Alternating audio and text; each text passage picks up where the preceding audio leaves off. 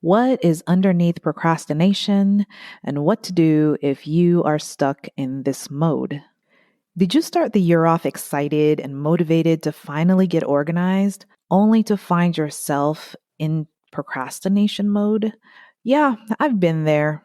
And there was even a time in my life where I was so proud of being a procrastinator. While I no longer wear that badge proudly, I know that there are times that I still struggle with it. And I believe that we all do at one point or another. But what I want for myself and for you too is to be able to take action on the things that we want to do and the things that we don't necessarily want to do, but we know that it will be a good thing for us and that we will feel so much better when we get it accomplished. To help us uncover this thing called procrastination, I invited Laura Kossoff, who is a life coach, wellness writer, publisher, and speaker. It is her sincere passion to help others, especially women, find healing, discover their authentic purposes, and activate their dreams. I hope that this conversation with Laura is encouraging for you and that you will be able to discover what is underneath your own procrastination and how to begin to take action, whether it's getting organized that you want to do or a goal that you have always wanted to accomplish.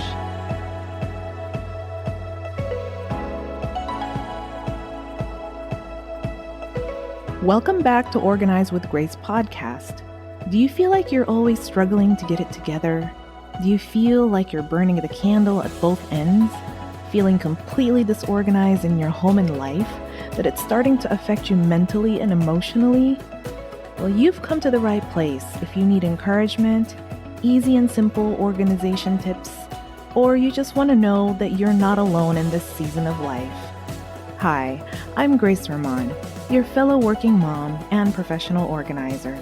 I believe in you, friend. You can get it together. Now let's get organized. All right, welcome back to Organize with Grace. I am your host, Grace Ramon, and I brought Laura Kossoff here to talk to us about a topic that we all struggle with at one point or another in this journey called life, and that is procrastination.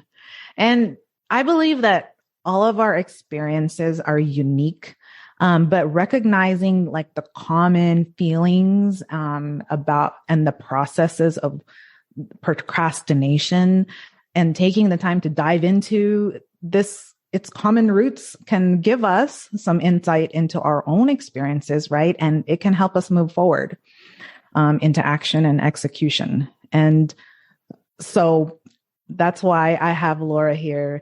And before we dive in, I want to ask you, Laura, well, first of all, welcome. Welcome to Organize with Grace. Thank you so much for having me, Grace. It's a real privilege to be here. Thank you. Thank you. And so, Laura, what led you to become a life coach for women? And tell us a little bit more about your story of, where the journey that has taken you up to now.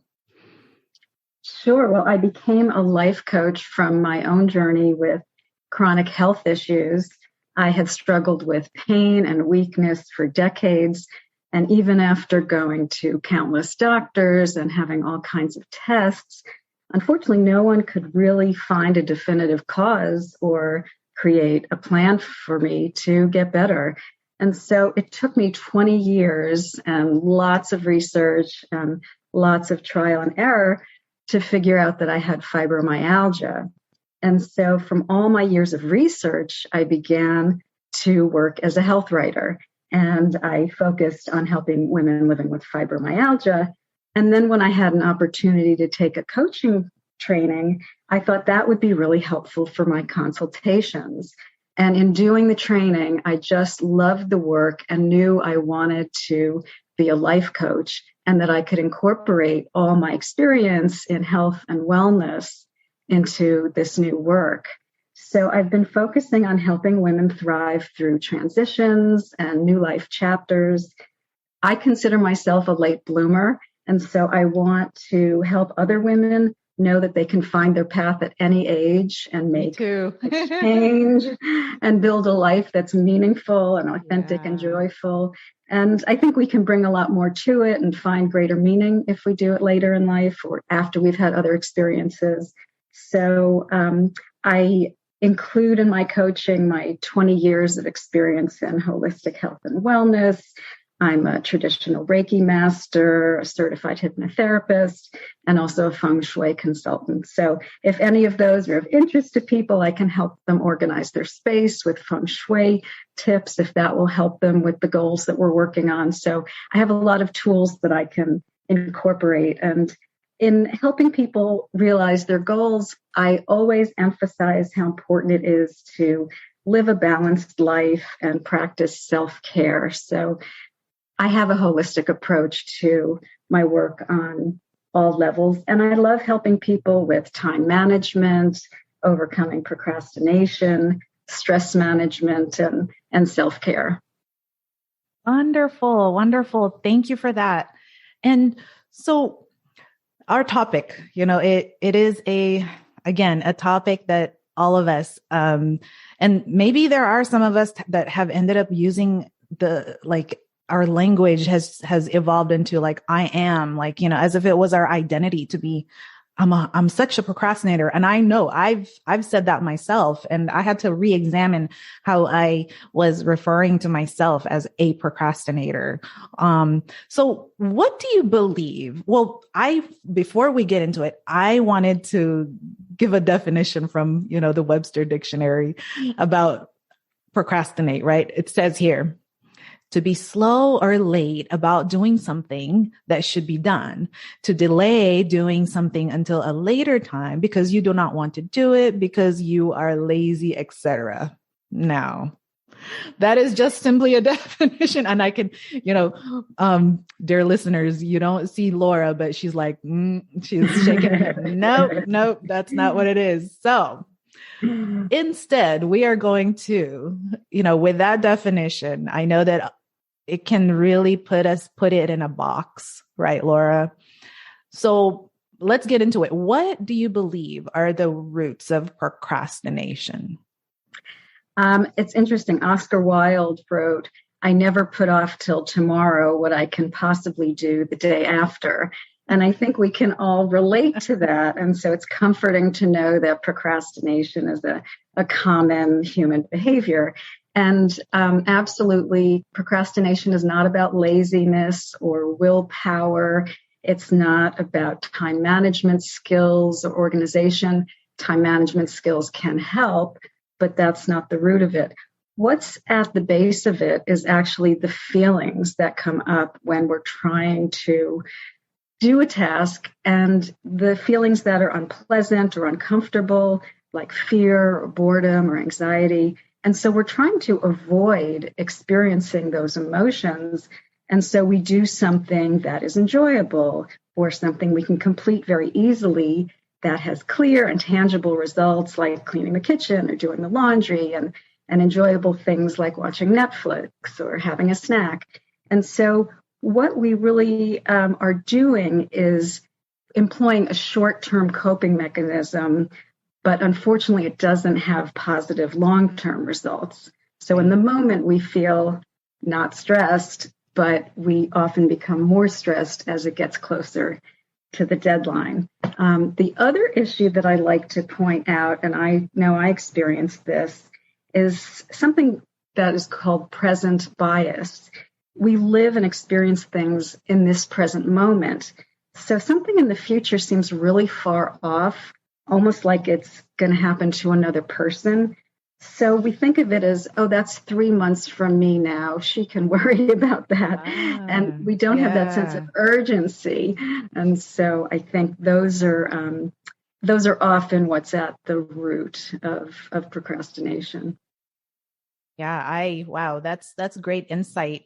And I think that with procrastination, the pain that you're referring to, and that could be why we're like, for example, we look at our closet, right?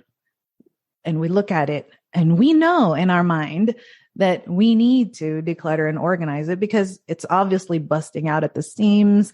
You have a hard time getting ready in the morning because you're like, where is everything? Yet, and especially with a closet, we can close the door if there is a door and say, we can do that later. So, whatever the reason is that we cannot get to it, or, we're short on time, we're genuinely short on time. There's not a whole lot of time to do that.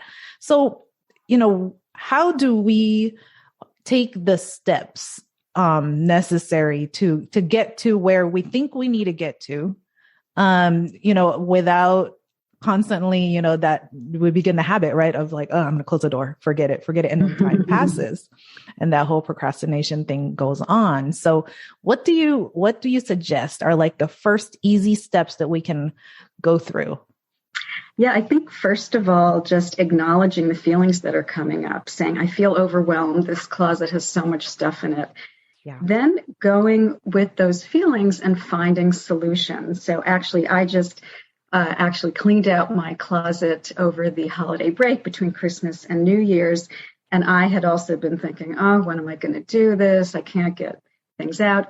And so I gave myself a week and I just did a little bit each day. So breaking things down in steps, not expecting to complete the whole project in one sitting. Starting small, I said, I'm going to just do the top shelf. And then the next day went through some clothes. And the next day I went through some stuff on the floor. And it took a couple of days, but I did it. And now I have my winter clothes in the front where I can reach them. I'm here in New York, so I need my winter coat and scarves. Yes. And I could find a space heater that I needed. And so things are much more efficient and accessible. Plus, I don't have that self-criticism of when am I ever going to do this? I keep saying I will. Yeah. And just opening it and being able to take things out and put them back, and there's plenty of space, and not just sort of shoving something and then closing the door quickly, hoping it'll stay. So it's really been, I think, starting small, working in bite-sized pieces. And there's a concept called a positive feedback loop, which I refer to a lot because it's really apropos here. It shows that when we take a small step and we get some satisfaction and see some progress, we're then motivated to keep going. So then we'll take the next step. So that's why starting small is really good, because our mood gets lifted, we feel empowered, and then we'll go do step 2. So those are probably some of the suggestions. I think starting is often the hardest part. So breaking through that resistance. Then you can say, I'm working on my closet, as opposed to I'm going to try to get to the closet and organize it someday. So if we're in it, it's much more a sense of being in the present. Another exercise that I use personally and with clients is connecting with your future self, saying, what are you going to feel like once you complete that project? If it's a report, if it's cleaning the closet, whatever it is, and seeing how you're going to feel, what's that going to mean to you in your life? Why is that worthwhile? And then how can you get from where you are now to that place? So it's not the, 3 months from now, me, who's going to finish that project, but, what do I need to do now so that I can feel good in 3 months when I complete the report or finish the book or whatever the task is. Yeah. So I really, I'm envisioning kind of it's like that disconnect between, what you need to do and where you want to go, and putting that, literally building a bridge, right, into your mind about like, what do I need to do to get there, kind of thing. So that's kind of what I'm picturing in my head. Yeah, I think that with procrastination, we have our goal, that's our intention, and then we have the action we need to take to get there. So the procrastination is between the intention and the action. And so, and then the completion comes after we start working on it.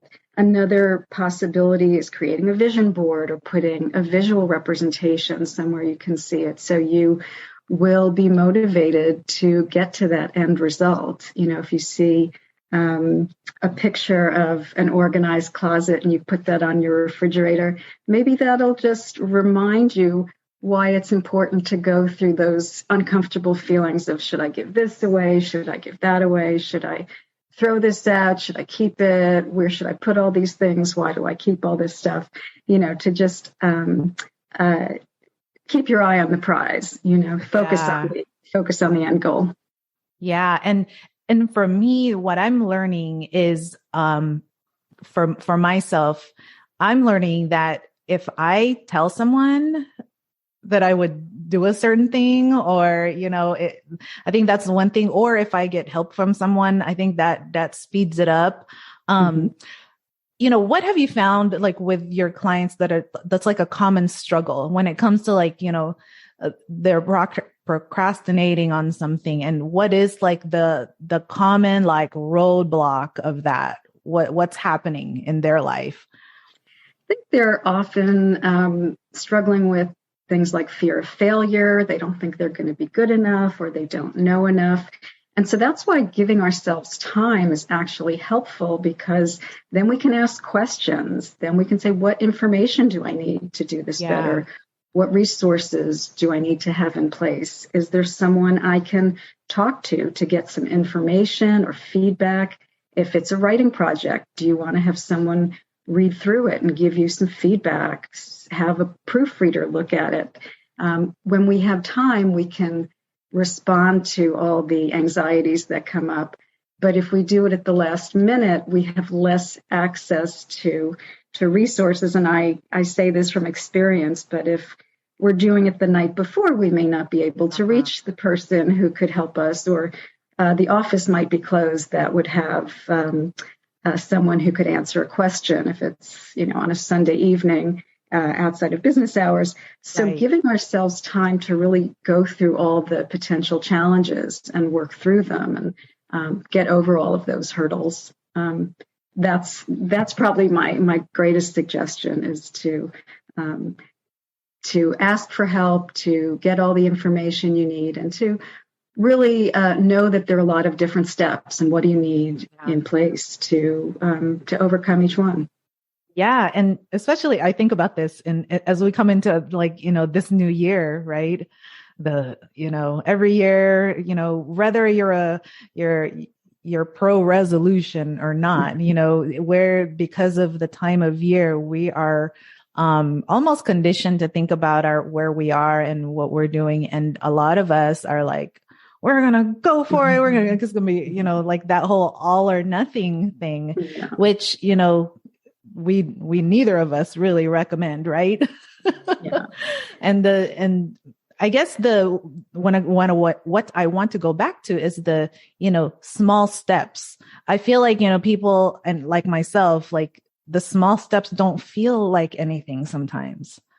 Right. So what do you think of that? I think it's really important to celebrate each victory, give yourself a reward, whatever that is, if it's taking a nap, going for a walk. A process that I do is, at the end of each week, I write down all the things that I've accomplished, so I can look at it and say, wow, I did a lot more, because it used to get to the end of a week and I'd say, what did I really do? So if you can either write them down while you're doing them, each day put a couple of tasks you completed, and then there's really a great sense of accomplishment and achievement. So that's one way to really solidify in your mind visually all the small steps that you have under your belt. I think it's just very important to also remember that we're human beings, and yes. At this time of year, everyone gets very motivated and with their goals. But I like to encourage people to be kind and gentle with themselves, and have self-compassion and practice self-care. We're going through a challenging time in the world, and I think that people are truly doing the best that they can. I think all of us are. I agree. So, and just to know that goals take time. It's a process. And we can be most effective when we work at a human pace and we have time to sleep and process and have other things going on outside of a certain project. It's very easy to get sort of stuck in one mindset. So I think going slowly is the best way to do it. So I really hope that people can remember to honor themselves as human beings and respect their humanity first and foremost. Oh, that's so great. That's so great. I love that term, human pace.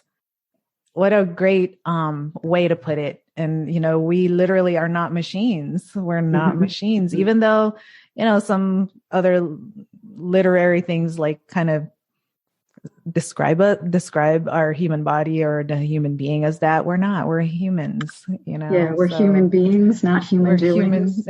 We're human beings, not human doings. I love that. I love that.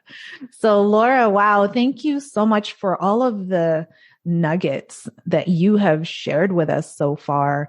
And how can my listeners best connect with you if they are interested in working with you and consulting with you? How can they reach you? Yeah, my website is bloominglifepossibilities.com.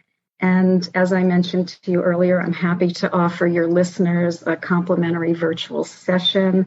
That's a one-on-one session to create a personalized blueprint of solutions to overcome procrastination in their own lives. And the link for that, I believe you said, will be in the show notes. So we will include that. And I'm happy to answer emails if people have questions on anything related to wellness and self-care and goal-oriented solutions. I really find it very meaningful to help people become empowered to move forward in their lives. So I'm happy to take emails, and my email address is on the website. And I just want to thank you for having me and for all the great work that you're doing and your generosity in creating this platform to share wisdom and insights with busy moms so they can move forward in their lives. So I'm truly grateful for the opportunity to have been a part of it today. Oh, thank you so much, Laura. Thank you. And, I believe that the final message here is, and I really like to highlight this, is that, hey, we have Laura's around. We have Laura who will walk alongside you, to go through this. And you don't have to be alone. You don't have to be by yourself in this journey. You can. I'm a firm believer of life coaching, and life coaching and anything that will help you propel forward. That you don't have to feel alone in this. Yeah, I think that having someone who can help you review and hold you accountable to things, but be gentle and respectful and kind.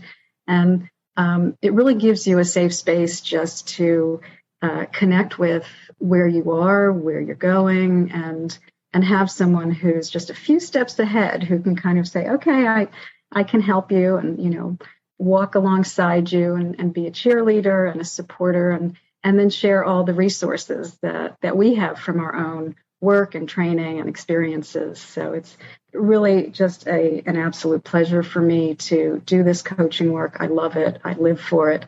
And it's just such a privilege to work with people. So I'm grateful for the chance to interact with anyone and answer any questions that they have. Wonderful, Laura. Thank you. Thank you so much again, and have a wonderful day. And I just thank you for your time. Thank you so much, Grace.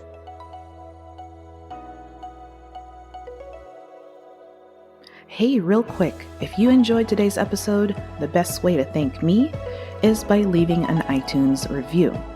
If you're listening to me right now on your iPhone, simply scroll down, click write a review within the podcast, and voila, you'll get a chance to click 5 stars and type in how the podcast has helped you. You can also access iTunes on your computer if you're not an iPhone user by downloading the iTunes app. Also, I offer virtual organizing, and that means we get to hop on Zoom together wherever you are, and I can help you organize your space. for a fraction of a price that you would spend hiring an in-person organizer. Contact me by email, hello@organizewithgrace.com, so you and I can get started. I offer a free 15-minute assessment to see if we're a good match to work together. So get on it, girl. Stop being stuck on your organizing journey. I'll help you walk forward so you can finish that organizing project that you've been procrastinating on. No judgment here. Done it myself, but you know what I'm talking about, girl. All right. Can't wait to talk to you. Bye.